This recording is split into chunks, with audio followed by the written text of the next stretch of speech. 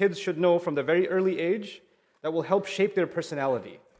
There are lots of things we learn about Allah Azza wa Jal. We learn that Allah Azza wa Jal has many names and many attributes, and Allah does many, many things. But of those, certain things even a child needs to know about Allah.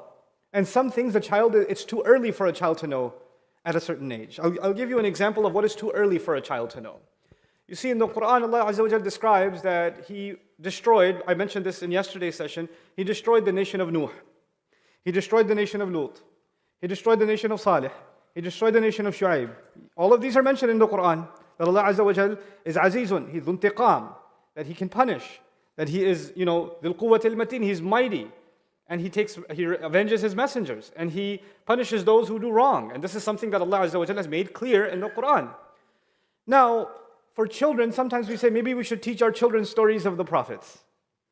Right? But here's a small issue with that. If the first thing a child learns about Allah Azza wa Jalla is that Allah flooded this nation, and He gave this nation an earthquake, and this nation got destroyed by the fire from the sky, and this nation got wind, and these people died, in their mind, they associate prophets and they associate Allah Azza wa Jal with destruction and punishment. A child is not smart enough to understand the difference. So a child is going to hear the story of Nuh and he's going to say, oh, which one is that? Is that the flood one? Or which one is that the earthquake one? Or how did Allah kill those ones? So in their mind, whether we think we're doing something good, we're teaching them stories of the prophets, alayhi salatu wasalam, where they're learning about the messengers, they're learning about Allah. That's a good thing. But here's the challenge. There's age appropriateness. There's an age appropriateness. You see, think about it from this point of view. Allah Azza wa Jal revealed the stories of these prophets in Makkah, most of them. When the Prophet was where? In Makkah, sallallahu alayhi wasallam. And in Makkah, he was dealing with Quraysh.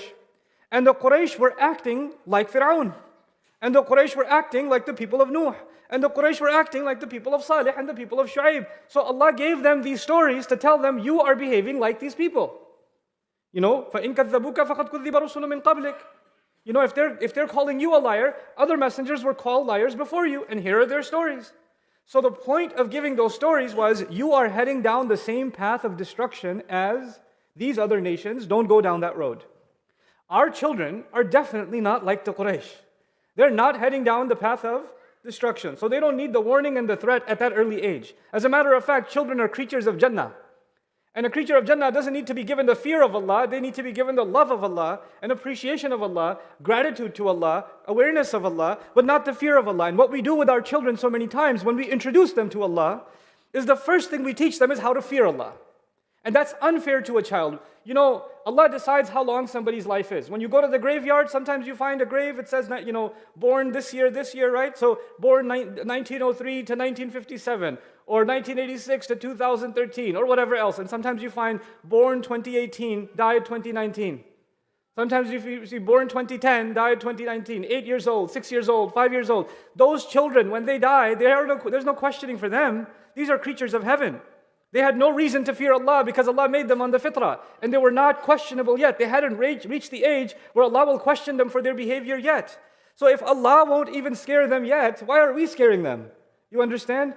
And if we do that early on, then they get a distorted picture of who Allah Azza wa Jal is. That Allah is a punisher. And sometimes parents do very destructive things.